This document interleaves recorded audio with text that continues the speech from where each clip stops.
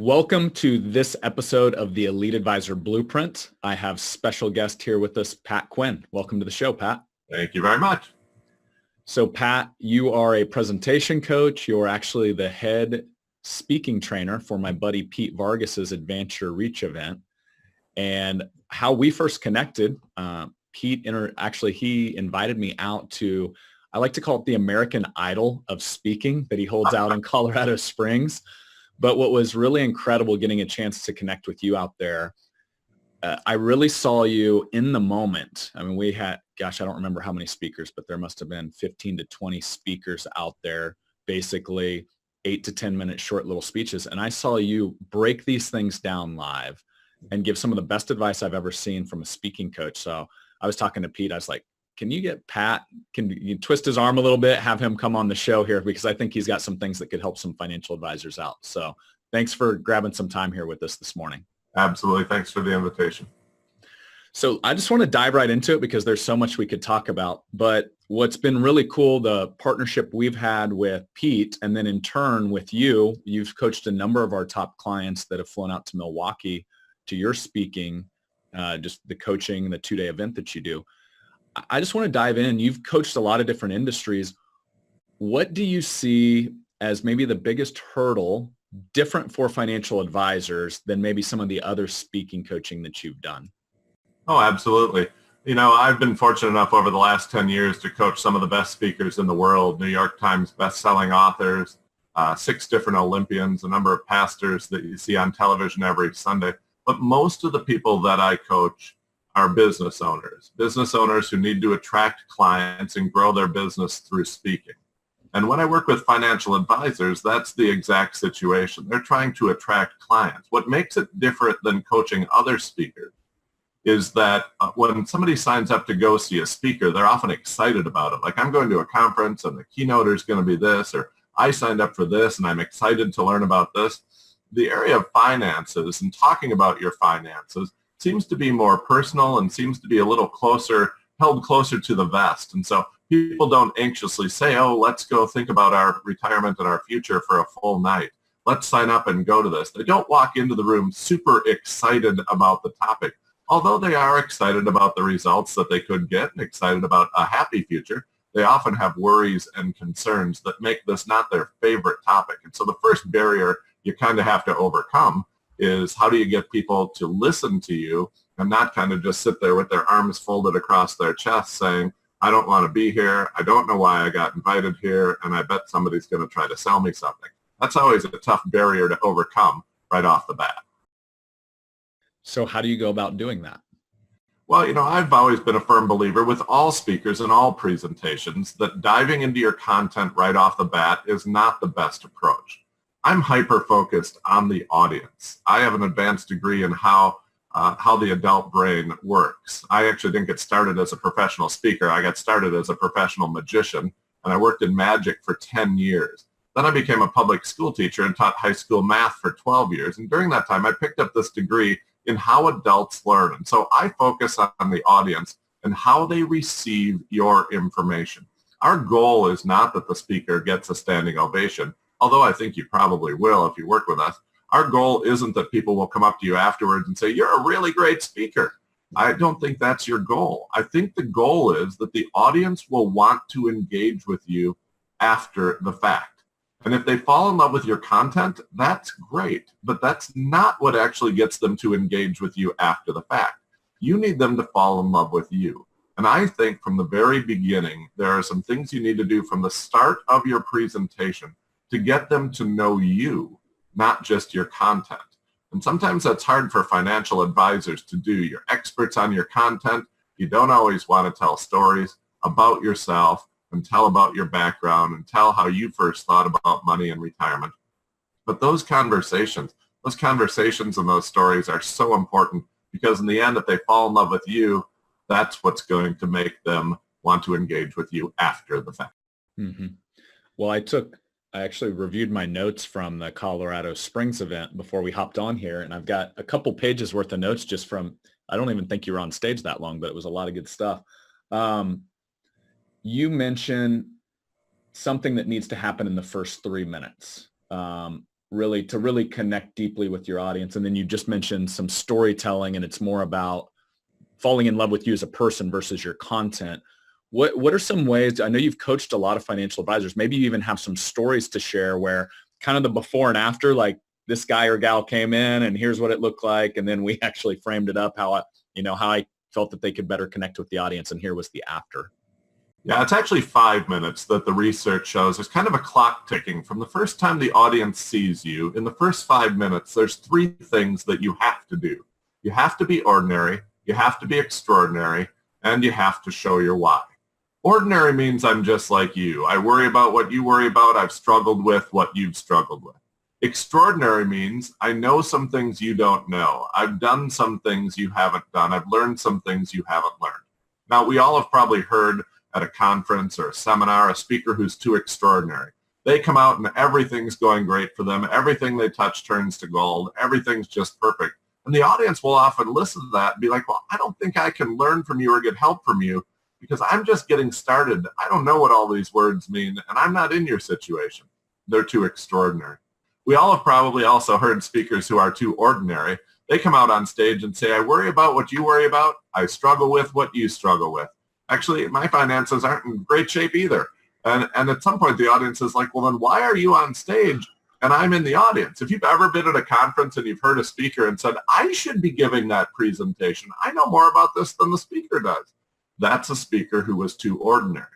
It's actually the speaker who does both, who walks the line between ordinary and extraordinary. I've been in your shoes. I've worried about what you've worried about, but I've figured some things out. And tonight I'm going to share some of those solutions with you. And then the third thing that you have to do is show your why, to show that this isn't about money, that this isn't about getting a sale, that I'm on a mission. I want to help people. I'm mission driven. I can help you convert at a higher rate if you want to. I can help you close more deals if that's what you want to do. But what really gets me up in the morning are speakers who believe that when the audience hears them speak, that they'll leave better off for the experience. That's what gets me up in the morning. Those are the speakers I love to work with. And when a speaker can stand up and show their reason why, and we believe that the fastest and easiest way to do this is through episodic storytelling.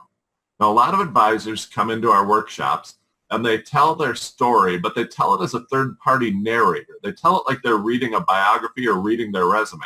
First, I got started and I worked for this company just selling products. Then I moved to this company and realized that just selling products, and then they tell a butcher shop story, and then they kind of go through this formula of telling us every step of their career. And I always tell people the audience is much less concerned about your resume and your stepping stones to get to the current company that you're with and the current situation that you're in that you think.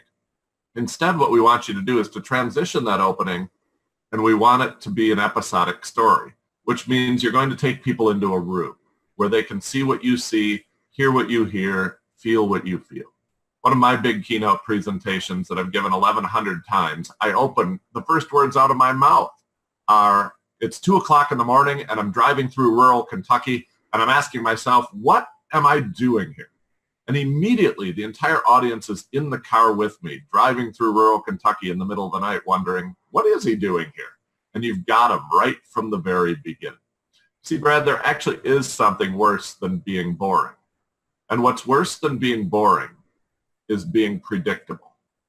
When you are predictable, the audience is trained from the very beginning that they don't need to listen to much of your presentation. It's like when I watch a Hallmark movie on the Hallmark Channel and 2 characters meet each other at the beginning of the movie who have nothing in common and don't like each other. I know 90 minutes later they're going to be getting married. It happens every time. I really don't need to watch the middle 80 minutes of the presentation. And if you start and you're predictable and you're like, I work for this firm and we have this many $1 million under management and we help people in this way, it's just like, oh, I've heard this presentation a dozen times before.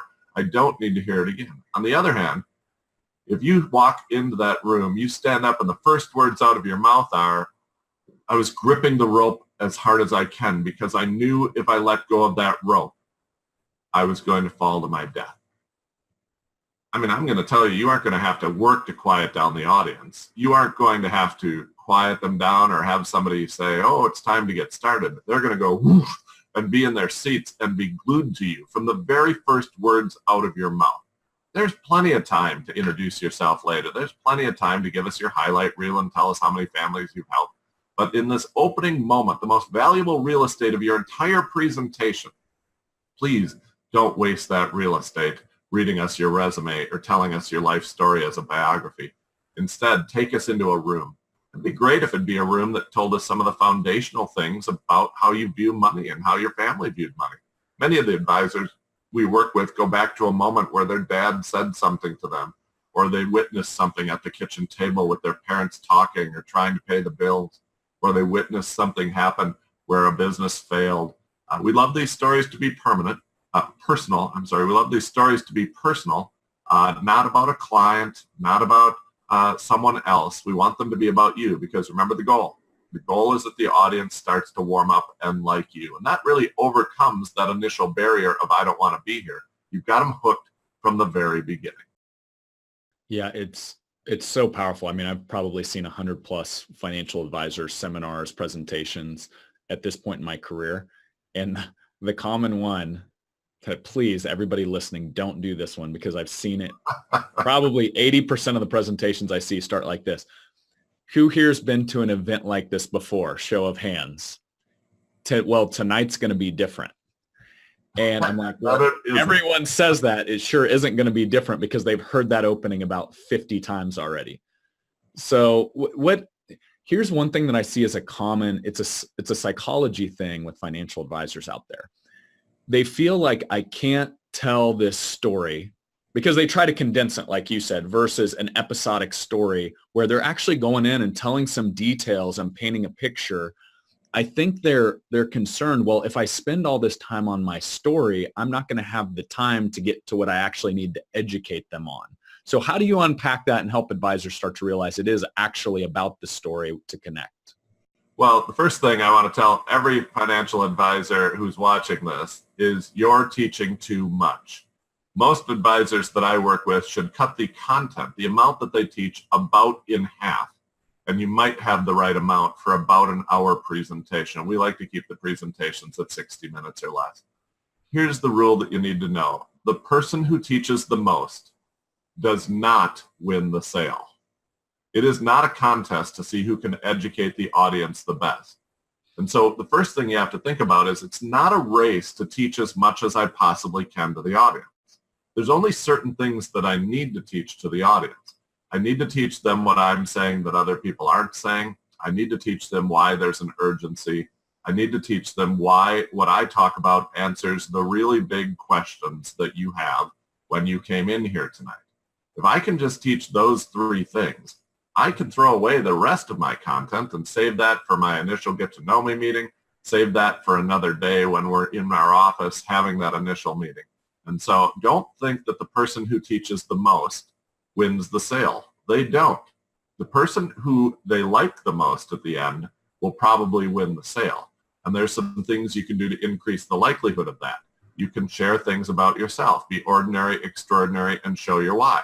You can take them into a room, into an emotional moment where I know one financial advisor that I worked with talks about the day that their parents moved their toys out onto the front yard to sell them because they weren't going to be able to pay the mortgage, and they had the choice to give up their home or sell their kids' toys. And as a 9-year-old girl, she tells the story of watching her parents move their toys out to the front yard to sell them. And I'm telling you, at that moment, you can see what she sees. You can hear her crying. You can smell the grass that was freshly cut when they put those toys out on the front yard. And at that moment, I've watched her give this presentation live. You could hear a pin drop in the room. And at that moment, that audience will go anywhere with her. They will follow her through the rest of that 45-minute presentation, but more importantly, they want to do business with her because she has walked in their shoes, but she's figured it out. She has struggled with areas where they've struggled, but now she has a solution. That's the type of person that people want to work with. And so and by the way, these don't have to be epic hero journey stories. These don't have to be, I climbed Mount Everest and I was cured from the rarest cancer in the world. Actually, I believe the best stories to open and close your presentation aren't extraordinary stories. I don't think they're stories of paddling down the Amazon River in a kayak or, winning the Super Bowl or anything like that. I think the very best stories are ordinary stories. Brad, what if we judge the stories in our presentation, especially the opening and closing ones, not based on how many people came up to us afterwards and said, that was an extraordinary story? What if instead we judge the stories at the opening and closing of our presentation based on how many people came up to us afterwards and said, that same thing happened to me? That's a great story because the audience can start to see themselves in that story. And so there's two types of stories I don't want to open with. I don't want to open with a story that's so extraordinary that nobody else in the audience can relate to it. And so if I ran with the bulls in Spain down the streets of Pamplona, I could tell that story. It would be epic. But no one else in the room has ever done that. Instead, if I tell a story about choosing between Kraft macaroni and cheese or the store brand, I know Kraft is better, but the store brand's 10 for $1. Come on, I got to buy that one. It's a little watery, but I think I can thicken that up with some flour. Like when I tell that macaroni and cheese story about my mom making that decision, we'd complain if she didn't buy Kraft, she'd buy the store brand, but she had to buy the store brand. I've never told that story without having a half dozen people come up to me afterwards and say, oh man, have you ever tried this brand? What are you eating Kraft for? Kraft's not the best. You got to try Annie's.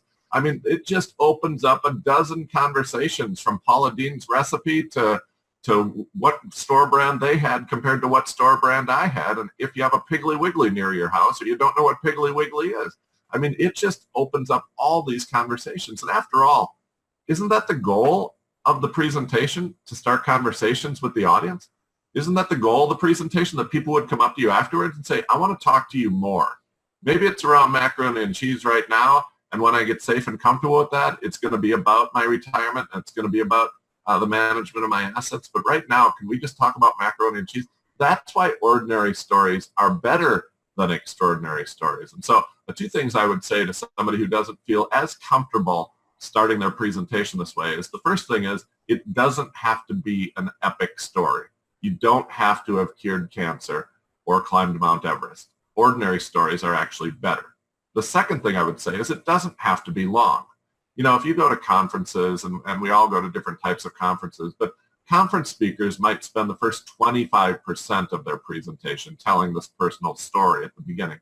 I don't think in a financial advising presentation, especially like a dinner seminar where people are a little grumbly about being there in the first place, almost half of them are dragged in by their spouses, I don't think you should spend anywhere near 25%. I think in 2 to 3 minutes, maybe 5 minutes at the outside edge, you can tell an episodic story that draws the audience in, shows us a little bit about you, helps us connect with you, and helps us listen to the rest of your presentation.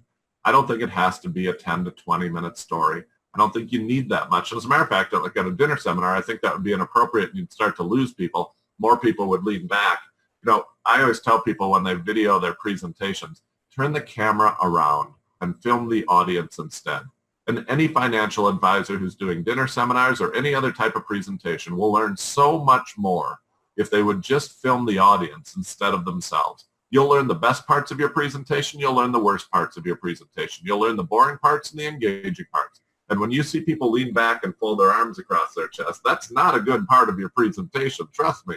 And you should change that part of your presentation. If your opening story takes 20 minutes, you're going to see people lean back and be like, thought he was going to talk to us about our money. And they're not going to like that. Keep it short, 5 minutes at the outset. Most of the stories we design at the start of presentations for financial advisors are 3 minutes, 2 minutes, 4 minutes. And it has to be an ordinary story, not an extraordinary story. Okay, so let's transition to, let's say we nail the opening story, 3 to 5 minutes. Yep. And as you said, most advisors have way too much content in the middle.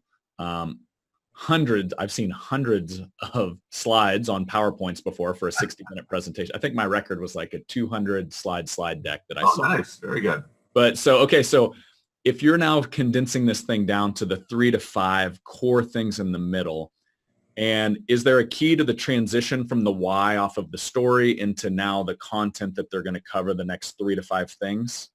Yeah. And, Go ahead. I guess a two-part question. So that's number one. And then number two, how do you know what the 3 to 5 things are if you've got 20 that you're picking from? Great question. So The first part is the transition. And what you want to do to transition from your opening segment into your content is to roadmap the presentation. Road mapping simply means I'm going to tell you what I'm going to talk to you about. And so in the next 30 minutes, I'm going to talk to you about this, this, and this. And then as you go through your presentation, we want you to benchmark. Benchmark means you tell them where you are in the presentation. So you start by saying, the first thing I'm going to talk to you about is this. When you finish talking about that, say, that's all I have to say about that. Now I'd like to talk to you about this. And when you finish that, say, that's about all I have to say about that. Now I'd like to start the third and final section of my presentation so that everybody in the audience knows if we're in the beginning, the middle, or the end. There's two reasons that we want to do this. The first is that it makes your presentation seem 20% shorter. Robert Cialdini's research shows that road mapping will make your presentation seem shorter. And if you want to convert at the highest rate, you want to make sure that the presentation doesn't go too long, because if people are grouchy or hungry in a dinner presentation at the end, and if they're like, this has gone on too long, that's going to hurt your conversion rate. Second reason we do this is because the human mind is like a filing cabinet. We have to store every piece of information somewhere. We have drawers that we have to label and files that we have to label, and you have two choices as the speaker. You can make the audience label those drawers and files on their own, and if you do that, they will, but it'll use up a lot of bandwidth or processing power that they could be using actually engaging with you and thinking about having an appointment with you. On the other hand, you could label these drawers for them and free up all of that bandwidth so that they can think about scheduling an appointment and what that might look like working with you. And so it's always my advice to help the audience by labeling the drawers for them. And then when you finish one section, say, okay, we're going to close that drawer, and now we're going to open up the next. So the second part of your question is about what topics are most important. And I think a lot of times financial advisors walk in with their own agenda of things that they want to teach that they think are important. Now, we're experts. We live in a world of experts. We talk the language of experts all the time. And so we use these words and we know what's important. I think what a lot of advisors miss is what is the audience really worried about? The night before they heard you speak, the night before they came to your presentation, watched your radio show, watched your television show, what were they worried about? What were they laying awake worrying about? In the end, I think it comes down to what I call some big questions. One question, will I have enough money? Do I have enough money? One question, when can I retire? If I've already retired, big question, will it last? And then, of course, the final question, will they be okay if something happens to me? If something happens to me, will my spouse be okay? Will my children be okay? I think in whatever three topics you choose, and I think different advisors choose different topics. I think some are better than others because they're more relevant in answering these three questions. What do I have enough? Will it last? And what will happen if something happens to me? Will they be okay? I think some topics are better at answering those questions than others. I think many times as experts who think about this stuff every single day, worry about this stuff every single day, we get so deep in the weeds, explaining the numbers, explaining the percentages. What if it went up by 1 more percent? What if we had it there for 5 more years?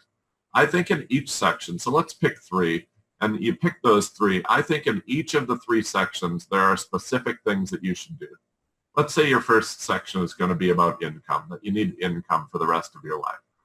The first thing you should do when you introduce that topic is relate it back to one of the big questions. I know one of the reasons you're here tonight is that you want to know, will my money last? I don't want to outlive my money. Will my money last the rest of my life?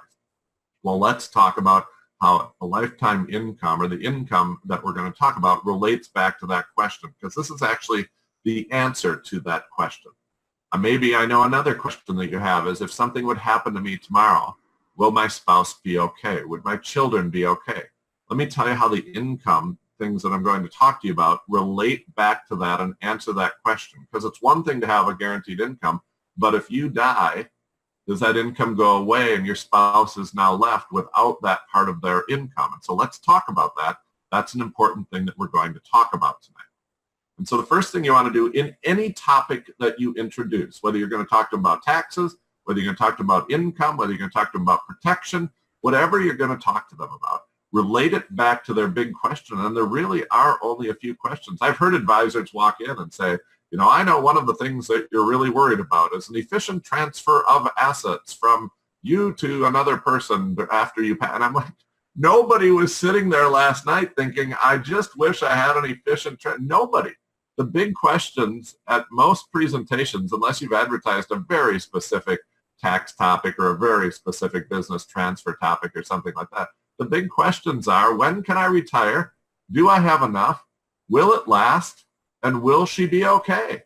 Those are the questions that people are worried about, that if something happens to me, will my family be okay? And will my kids be okay? And if you can't relate any topic that you talk about back to that, and that's really all they want to know about that question, about that topic.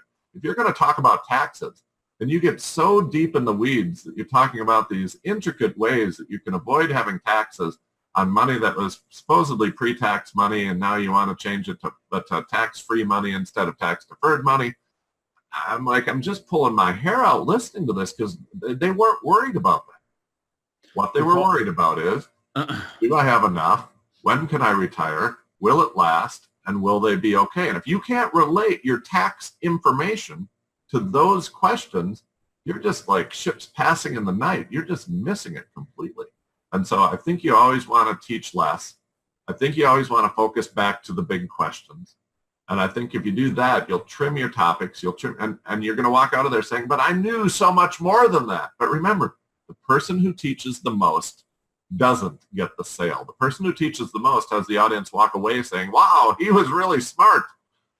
I'm going to go find an advisor that speaks my language if I'm looking for an advisor. I'm going to go find an advisor who I actually understand half the stuff that they're saying. Or I'm going to go find an advisor who understands my concerns. Because when you came in with your agenda, those weren't my concerns. My concerns were very simple. Will I outlive my money? And will they be okay after I die? And if you don't answer those questions, I don't care how smart you are about taxes or protection or lifetime income, it really doesn't matter. We call that talking like a spreadsheet. I love that. We try to untrain that a lot. So let's dive into, I remember you said something around how one of the focuses in your coaching is you want to make sure that you build presentations to make sure that people aren't just telling you that you're a good presenter, but they're actually taking action. And for a financial advisor, that's setting a first appointment typically, right? Yep. So I've seen multiple schools of thought over the decade plus I've been doing this. I see some coaches that will basically, so say you've got those 3 core messages in the middle. Yep. And after each message, they'll say, hey, if you're sitting out there wondering if I'm covered here, that might be a reason that you want to come in and take us up for a visit. So that's kind of like it's like 3 dominoes that you're tipping over, that each one might be a reason that you set an appointment. I've seen others where they go through the entire presentation, and then at the end is really, here's how to take action and here's how to sign up for what we have to offer. So what's your philosophy when it comes to taking action and setting an appointment? Well, I know a few things, and this is not my opinion. This is based on research. I know that people don't do things that they haven't rehearsed in their mind ahead of time. And so that goes for, signing up for something. It goes for setting an appointment. And so one of the things that you have to do during your presentation is to make sure that they are rehearsing it ahead of time. And so one simple tip that any advisor watching this can do is during the content portion of your presentation, that middle portion of your presentation, refer to yourself by your first name a couple of times during the presentation. And so people come to me all the time and say, Pat, what's the best time to refer to yourself by your first name in your presentation? And I say the best time to do it is in the middle content portion of your presentation. See, I just did it right there. I referred to myself by my first name in conversation. I was taking my garbage cans down to the end of the street the other day, and the guy next door to me was taking his garbage cans down too, and he yelled across the yard, Pat, is today recycling day? And I said, no, recycling's next week. Oh, there, I did it again. I referred to myself by my first name in conversation. The reason you do this is because the moment you do this, the audience starts rehearsing having a conversation with you after the fact. And if they don't rehearse it, they won't do it. Everything we want them to do, we have to get them to rehearse. And so make sure 2 times during the middle of your presentation, you refer to yourself by your first name in conversation. Then you want to make sure that they can picture what the appointment would look like so they can start rehearsing it in their heads. And so you're going to tell stories. You're going to do, in a compliant way, some case studies of sort. You're going to give some examples, although these are all going to be run through compliance, of course. But you're going to give some Hey, examples. you are conditioned to work with financial advisors. And when you give your examples, as generic as they may be, not promising any result, what you want to do is get people picturing what the appointments look like. And so here's a real generic example of that. I was meeting with a couple the other day in my office, and we were sitting around my conference table. And, after they'd had a cup of coffee and we were talking, they asked this question. They said, yes, but we have a child who has special needs, and we want to make sure that that child is protected for their whole life, not just until they turn 18. And so what did I do there? I told a story, but the story had a secondary purpose. I was going to answer a question about income protection or about protecting our kids or something like that and teach some content. But in the middle of the story, I spent 5 seconds setting a scene. I set a scene so that the audience could start picturing, hey, if we do sign up for one of these appointments, what's that going to look like? Does it happen at our home? Because I don't want people coming into our home. Does it happen at your office? Like if it happens at the office, is it across a desk? Like do we sit in chairs across the desk? And now just by taking 5 seconds to introduce the story that way, I know that it happens in your office. I know that it happens in a conference room, not in a desk-like office. And there's coffee. And it's like a little casual, like we were sitting around and we were looking outside and it was raining that day, I remember. Oh, so there's a window in the room. And the more they can picture it, the better chance there is that it will happen. You've got to get them rehearsing it. And so I want you to do these things, referring to yourself by your first name, painting this picture early, like in your first section of content. I want you to be doing this because if they can't picture it, they won't do it at the end. In the end, you're going to tell them the specifics of how you would take that appointment. Like we're going to have my assistant's going to come around to your table with some possible times for you to schedule this appointment. But if that's the first time they've heard about it is at the end, that's way too late. My mom would say that cake is already baked. You've gone way too far into the presentation. You should, throughout the whole content portion of your presentation, be embedding examples of what this looks like. And I think you should do the same things if you have testimonials. A lot of advisors that I work with have maybe some examples or some people who've said nice things about them. I think you should build those into the middle, not save them for the end. The human mind is really good at one thing. It's really good at categorizing. We can tell the difference between a story and content. We don't listen to the details of the story, and we often take notes on the content we're listening so closely. Well, it can also identify sales. And when you get to the end of your presentation, the human mind is going to categorize that and say, hey, that's sales. And they listen with a completely different mind. They listen by raising their own objections. They listen skeptically. They don't always trust the speaker. When they're listening to content, they believe everything you say. They listen with an open mind, and they often take notes. I often get people to take notes on my offer because I'm explaining the offer during the content portion of my presentation and my examples, where they're listening with an open, believing mind, listening to all the details, as compared to other people who save the offer for the end when the human mind immediately says, oh, wait a minute, I'm being sold here. This isn't all believable. You can change up placement of where certain things are in your presentation, make all the difference in the world. You take stories, for instance. I have advisors who come to Milwaukee and they have stories that are great, but they're in the wrong place. The stories in the first third of your presentation should teach the audience about you. The stories in the middle third of your presentation should teach the audience about your content. And the stories in the last third of your presentation should teach the audience a specific emotion that you want them to have so they make a decision at the end. Oftentimes, advisors come in and we work with them and they have the right story in the wrong place. They open with a story about a client that teaches some of their content. That should be in the middle of your presentation. They close with a story that teaches us something about them. That story should be in the beginning of the presentation. Or they open with a really emotional story. Oftentimes, stories that lead to a specific emotion intentionally should be at the end of your presentation. You've got to have the right stories in the right place. And in this, because placement makes all the difference. And placing examples of what the appointment looks like, how casual it is, how long it lasts, what you need to bring, placing that in the middle of your presentation will get people listening with a completely different mind. All right, a couple thoughts here. So there's this whole concept, and I mean, you have a degree in brain research. So this is probably the right question for you. So there's the whole logical, emotional debate, the two sides of the brain, right? Yeah. So what's your thought process? Because in our industry, obviously the content can be very technical, very unemotional, like if you just get down in the weeds on it. Do you think that there's an aspect, call it those 2, 3, 4 things in the middle that you're kind of trying to make your core points on?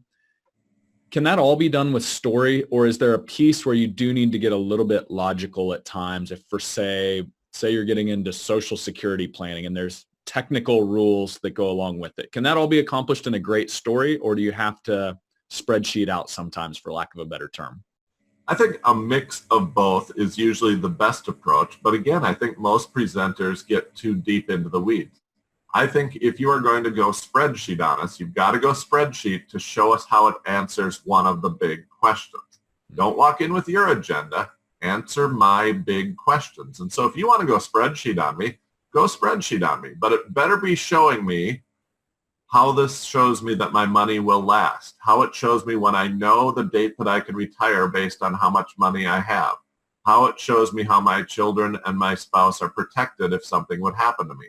If your spreadsheets aren't answering those questions, then you're doing it to satisfy yourself or to teach more than the next guy. You're not doing it for the right reasons.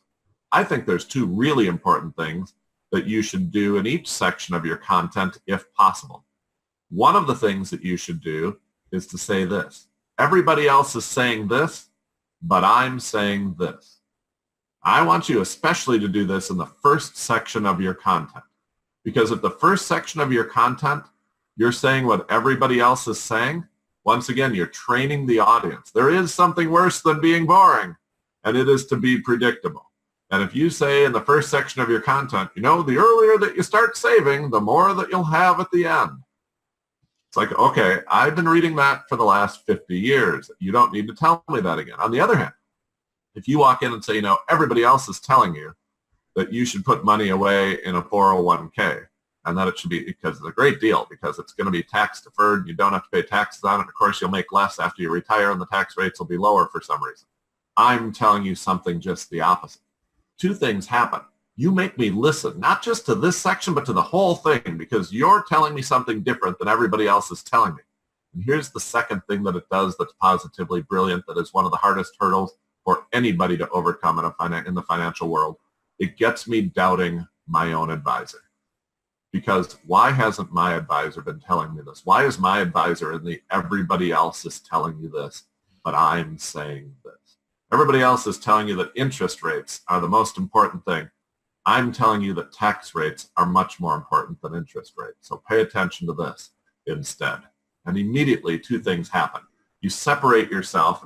And of course, we've heard the word wedge and creating a wedge. This is almost more clever than that. This is more sneaky than that. Not in a tricky way, but in a way that does 2 things. It makes the audience listen to you because you're not saying the same thing everybody else is saying.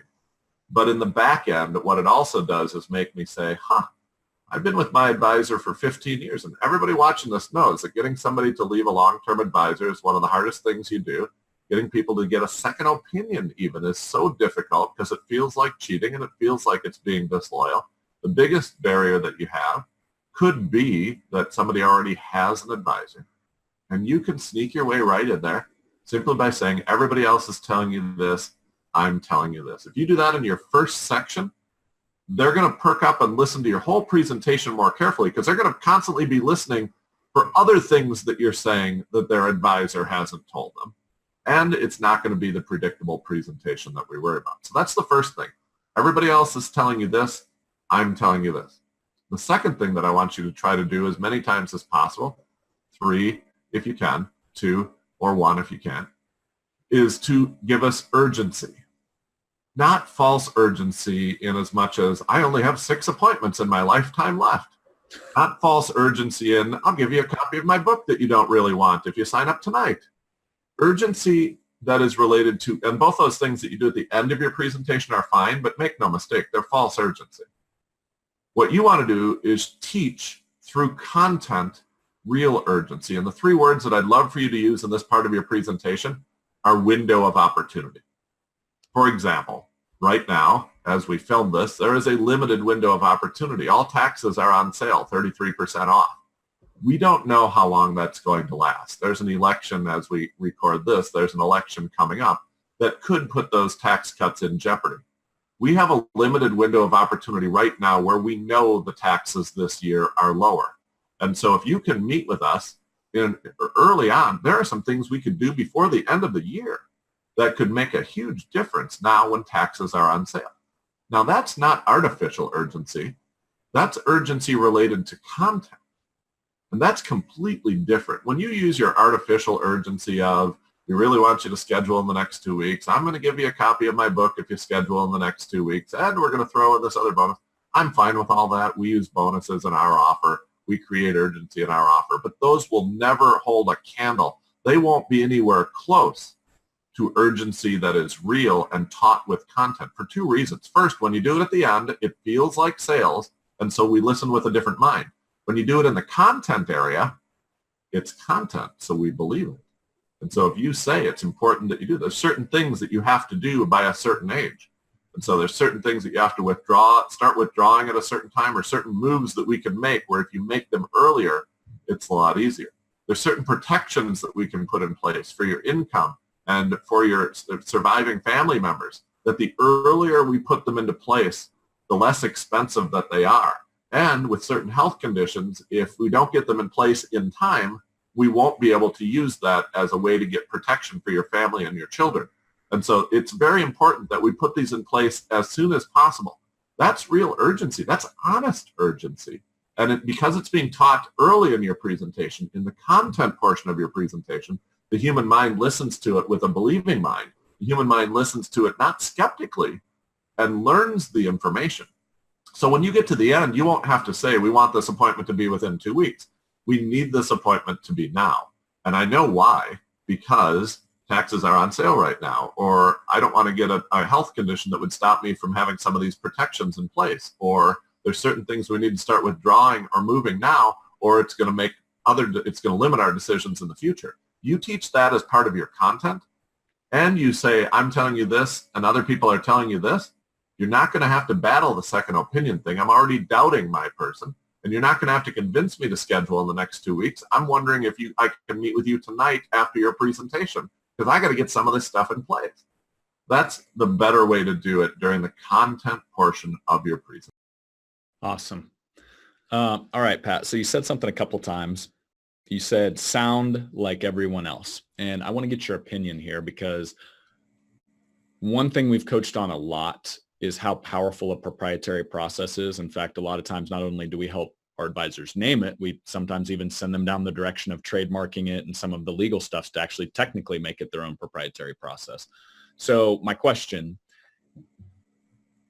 is it possible, because we're financial services is very commoditized, and no financial advisor likes to admit it, but they all have access to the same products, the same asset managers, the same ETFs. But everybody likes to think, well, I do it differently, I do it better, but they sound the same. You know, we do retirement income planning, we do tax analysis, we do risk and fee analysis, and all of these same jargon type words that just sound the same as everyone else. So in your opinion, how important is it to have a proprietary process to differentiate? Or does a proper presentation done the right way overcome that hurdle and you don't really need one? Well, I think there's two different types of audience members, of course. There's audience members who this is the first time they've heard of any of this stuff that you're talking about. And then there's other audience members who've been to a half dozen of these. I think for the first audience member, you being there and answering their big questions in a great presentation might be enough to get them to schedule that appointment and become clients if you handle that appointment correctly. I think for the second customer, having some differentiators and your proprietary process is one of those things. The reason I want you to name your proprietary process is because it's a real opportunity to name that process and the steps of that process, to name that as something that will create feelings in people that they desire. And so we really look for a results-based name, both to that first appointment and to your entire process. I got to tell you, Brad, I meet with a lot of financial advisors who have that first appointment or somewhere in their process They try to get me to be all excited about a stress test that they're going to do.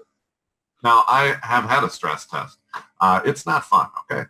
Let's just be honest. Why don't you just offer me a free colonoscopy in your office, and you'd probably get just as many people to sign up. I think there's a better name for it than stress test. I think there's a name for it that would make people be drawn to it, like a safe and secure retirement assessment or a freedom in retirement assessment, which is what we call a results-based title, a title that when I go through it, that's the result that I actually want to have. And I think that's better than a stress test, because stress test brings up a bunch of emotions in me who's had a stress test. And of course, many of the people who I work with who are advisors, their client age and their client age, let's just say, many of them have already had stress tests. And so that's not a fun thing. You don't want that. On the other hand, if you had, a freedom in retirement or a safe and secure retirement or a protect your family assessment, something that they actually want, they'd be drawn to it more. I think it's a great separator because the proprietary process is a great separator because it allows you to say, we're the only ones that do it this way. You know there's other people that do what you do, but we're the only ones that do it this way. But don't fall so in love with your proprietary process that you forget to explain to people how that process answers their big questions, like the stress test. Let's say you have a stress test, or you rename it like I would and call it a freedom in retirement assessment, or a protection in a down economy assessment, whatever you want. I don't want the stress test on its own. I want the stress test because it answers a big question that I have. Do I have enough money to retire? Well, we don't know that. We have to run this assessment on it. Can I retire now, or when can I retire? Well, we don't know that. We have to run this stress test. Or will my money last my entire life? Well, here's one of the ways we can figure that out. We can stress test it. And so even if you're going to call it a stress test or whatever name you put on it, make sure you tell people how this answers their big questions. In the end, if you walk in with your agenda, just like if you walk in with your proprietary process, perfectly named, perfectly unique, all trademarked and protected, it's not going to help you unless you show people that this is a better way to answer your big questions. People aren't going to fall in love with it just because you're in love with it. They're going to fall in love with it because it is the best way to answer those questions that you came in here tonight with. That's the best proprietary process, is one that answers the big question. All right. So Pete, your buddy Pete, I sent him a little text this morning and I was like, okay, I'm having Pat on today. If there's one thing I need to dive into, what is it? And he said, make sure, and I'm sure we probably touched on it already, but he said to dive into what you call embedding throughout a presentation. And it might apply to this question because you mentioned objections before and what's going through kind of the audience's head, like, oh, this advisor, he had me out for this dinner because he wants, to sell me something, or she wants to sell me something. So I've seen some embedding from some of our other offices of kind of telling that story of the guy in the audience leaned back in his chair with the arms crossed. So it surprised me when he set an appointment and then didn't bring his spouse in, and because he was the only one that handled the finances in the house. So is that a version of embedding, like certain things in the presentation and stories to overcome objections, or am I off base on what you mean by embedding? Most of the embedding that we do with advisors is simply getting the audience to picture having that appointment. And so you asked the question earlier, should you do it throughout your presentation or should you do it at the end of your presentation? And the answer is you should embed it throughout your presentation. And so in the first section of your presentation, you should tell a story about a couple who came to your office for the safe and secure retirement assessment. That's the initial meeting that we do with people. Usually lasts about 45 minutes. During the second section of your presentation, you should tell a story about somebody who came in, a widow right after their spouse had died, and came into one of your safe and secure retirement planning sessions. That's an appointment that we hold in the conference room of our office, and we were sitting there and we got her a cup of coffee, and that's when she told me that they didn't have any life insurance. And then later in your presentation, you should tell a story about a couple who came into your office and they just had a shoebox full of paperwork that wasn't organized at all. And in the next 45 minutes, you got to know each other and came up with a plan. And so by the time you get to the end of your presentation, it does two things. As we talked about before, this isn't the first time they've heard about what you do and how you help people. It's not the first time they've heard about it, so it doesn't shock them. The second thing that it does, and this is where your advisors are going to get a huge win, it shortens the close at the end. It shortens the sales thing at the end that makes them all uncomfortable anyway. If you think the audience is uncomfortable when you're trying to talk them into an appointment, I know most of the advisors are too. They don't want to feel salesy. They don't want to feel high pressure. I'm telling you, if you embed examples of what this looks like during your presentation, and each time you give an example, you drop one more detail. The first time you talk about it, you say it's about 45 minutes. The second time you talk about it, you say it's around a conference table. Third time you talk about it, you mention that there's coffee involved, or that you don't have to bring any paperwork, or if your paperwork's disorganized, we're not going to judge you. Then by the time you get to the end, you're going to shorten that. Hey, I want you to come in for this appointment. Here's what it is. Here's how long it lasts. Here's where it takes place. You're going to shorten that from about 10 minutes down to about 3 minutes because they already know all these things about it. And so you could even start that section by saying, by now, many of you know that we meet with people in our office. I love a grassroots transition out of your content into your offer. Grassroots transition says, one of the most common questions we get is, Pat, do you work with individual families to help them and look at their individual situations? And the answer is yes. Those appointments happen in our office. It usually starts with one of our initial safe and secure retirement appointments, 45 minutes around our conference table. That's not new information to them. They've already heard that. And more importantly, they've already been rehearsing it in their minds. They've already been thinking about it. And you've created, if you've done your job correctly, a reason to come because you're telling me something my advisor isn't, and a reason to come now because we have a limited window of opportunity. All of this is embedded into the content portion of your presentation. So you can picture what it looks like. You know what you would call me. You'd call me Pat. You know where it takes place, what I have to bring, how long it's going to last, why I need to do it right away, and why I need to go even though I already have a financial advisor. You know all of that, which shrinks that uncomfortable endpoint where the audience is hungry and grouchy from 10 minutes down to about 3 minutes, which greatly increases the number of people. And we had an advisor from Texas come up to Milwaukee, implement only about half of the things that we taught him because he didn't want to do it all at once. And he turned his conversion rate from 30% up over 80% the next 5 dinner presentations he gave. And his stick rate went up too. So these people were actually showing up for the appointments. And so the small changes of including these things, embedding as we call it, embedding these things earlier in your presentation instead of waiting for the offer to do it can hugely affect the number of people who sign up for appointments and who show up for those appointments. Very cool. So to go back to objections, are there key ways to embed? So you already hit one of them. I already have an advisor. So common objections to not setting an appointment. I already have an advisor. I'm a do-it-yourselfer. I've been working, this person's like a dear family member and friend, which kind of goes back to I have an advisor. Are those stories embedded throughout the presentation? Or are there certain best ways you've seen to kind of break that attachment where, hey, there's not much risk to come in and have a first appointment? I do think at the end, so hopefully by the time you get to your offer, you've already addressed why you should come even if you have an advisor. I think it's okay to mention at the end, you might be thinking right now, I already have an advisor. And what I would say about that is that it's okay to get a second opinion. If this was a medical problem, you'd get a second opinion. Well, this might be just as important. I think there's a time objection. And the way I do the time objection is with time juxtaposition, 45 minutes that could affect the next 45 years of your life. And I think there might be a sales objection. If you're worried that this is going to be a sales meeting or a sales presentation, I can assure you it's not. This isn't like timeshare. As a matter of fact, if it ever turns into a sales presentation, you can get up and walk out and it won't hurt my feelings. But if you do, you'll be the first person who's ever done that. I can assure you it's not a sales presentation. I think you can overcome some of those quick objections. And then the last thing that you need to do is a double close. Double close means that half the people in your room are tactical decision makers and half the people in the room are emotional decision makers. And as a matter of fact, most couples who attend your presentations are in a tactical decision maker married to an emotional decision maker. And so you need to close both of them.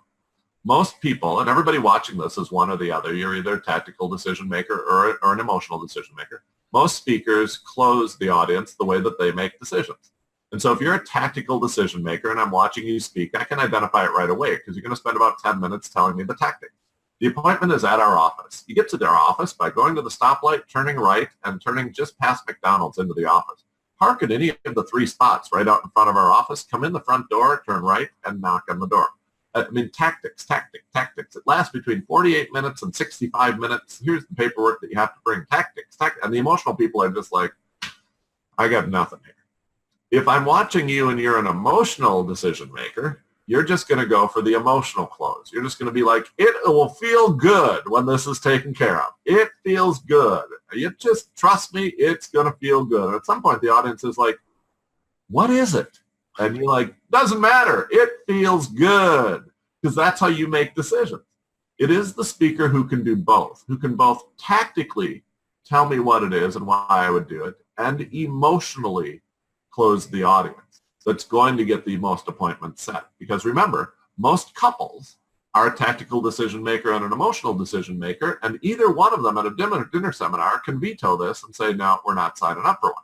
And so you've got to get them both. And so do the tactical close, which we just talked about, and then finish with an emotional story. And that's why we say the story is that the final third of your presentation should be an emotional story that teaches an intentional emotion. This is where I would go after your biggest objection or an objection that you haven't addressed yet. So for example, you mentioned do it yourself. I don't really need help with this. I got my Vanguard 2025 fund loaded up. I'm good to go. I don't think I need any of your help. And so what I want to do there is tell a personal story that has nothing to do with money, that teaches why do it yourself isn't always the best.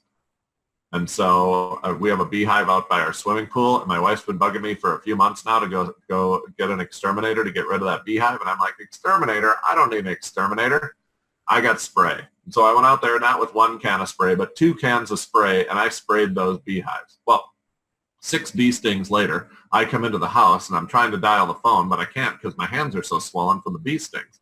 And my wife says, I told you should have called an exterminator. You tell that story, and you finish with 1 foot just a little bit further back than the other foot.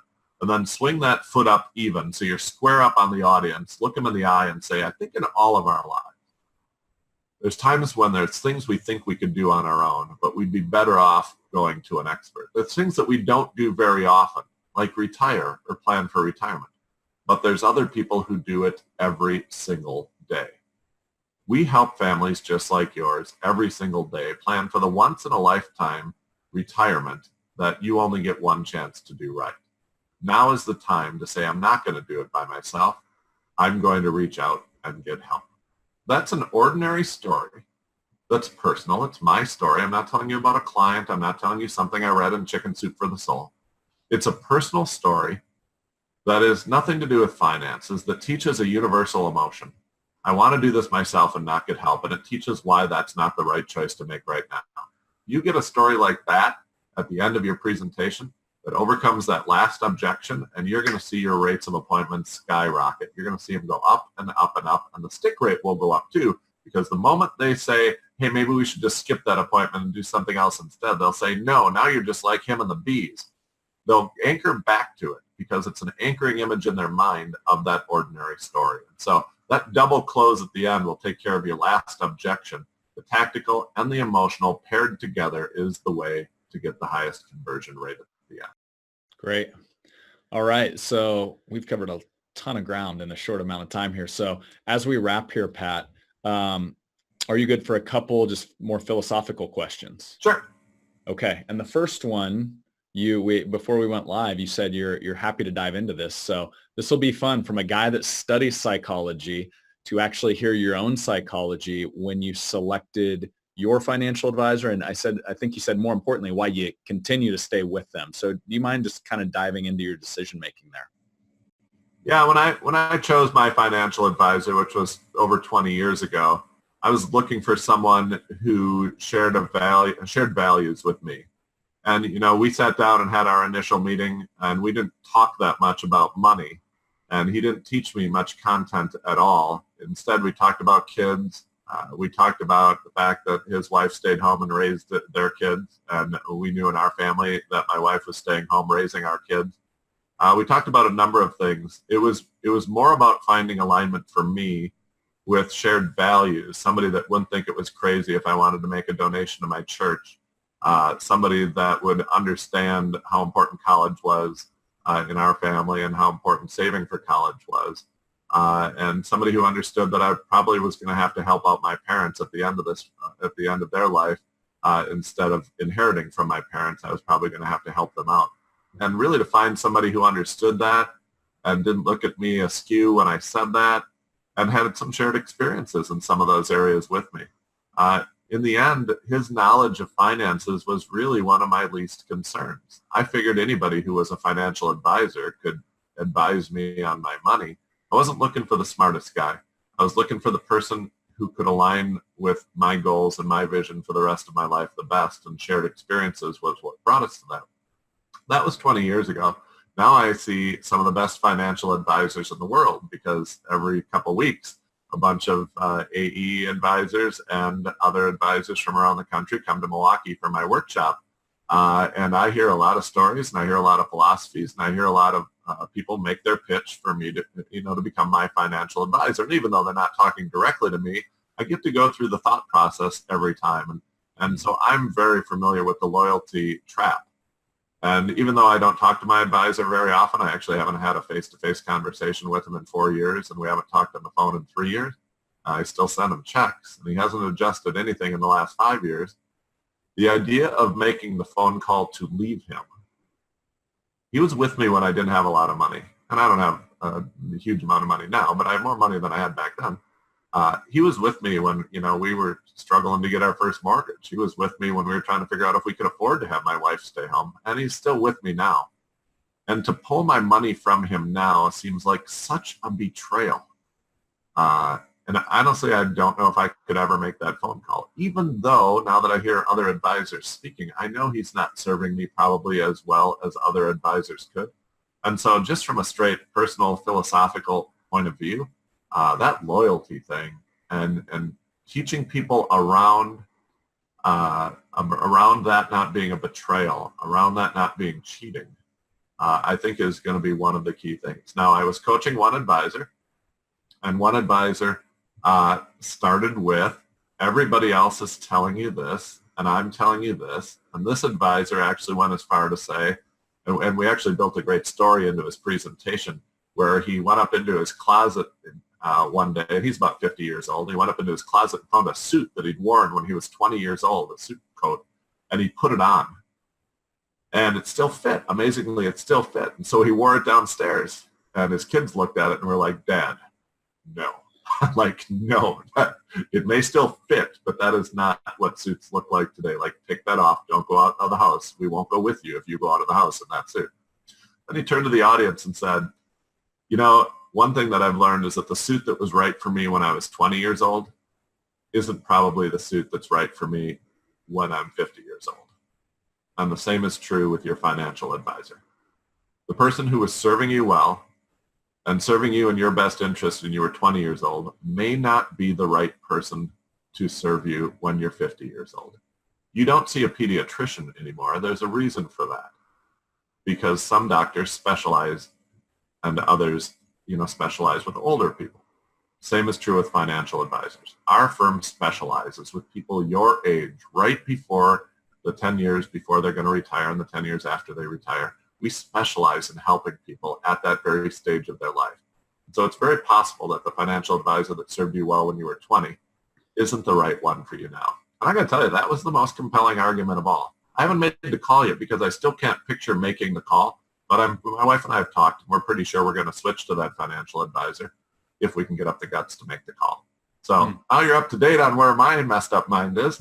Well, no, I appreciate that honesty, because that's what I love about this show, is getting successful people like yourself to actually walk through that, because most advisors never actually get the opportunity to hear it. They're just imagining what is going through this person's head sitting across the table from me. So thank you for sharing that. And I think it's very common. We see it a lot.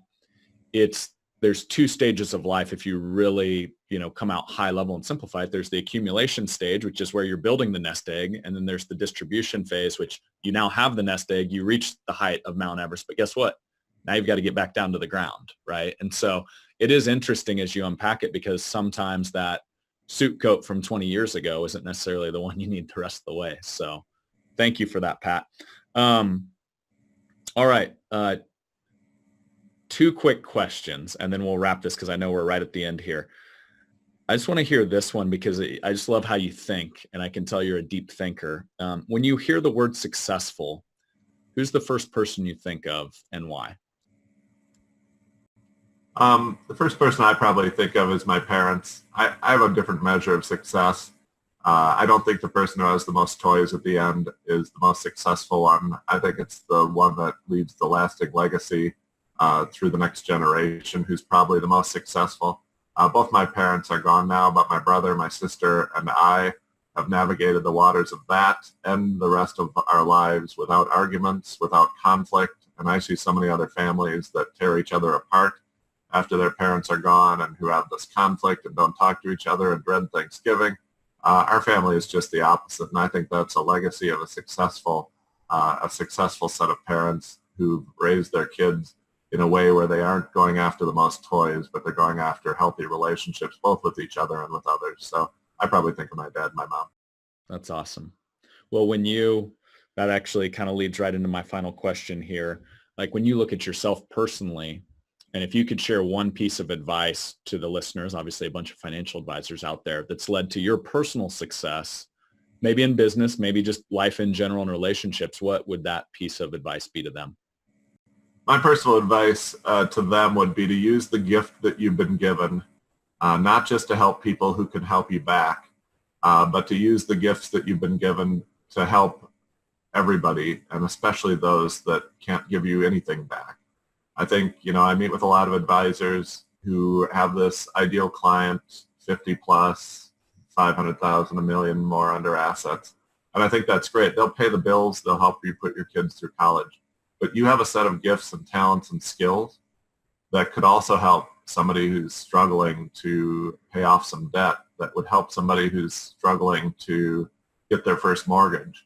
And those clients aren't your high net worth clients. They aren't the clients that are going to pay for your office and your associates. You need high net worth clients to get those, to do all that. But don't stop using those gifts and talents that you have to help a group of people who may never be able to pay you at all, or who would pay you much less.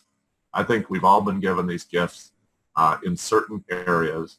And I know a portion of my speaking is done for speaking fees, and a portion of my speaking is done to sell some of the products that I sell. But a portion of the speaking that I do is speaking to groups that could never pay me. A portion of the speaking that I do is to help people who just need help, and they can't pay my speaking fee and they can't buy any of my products.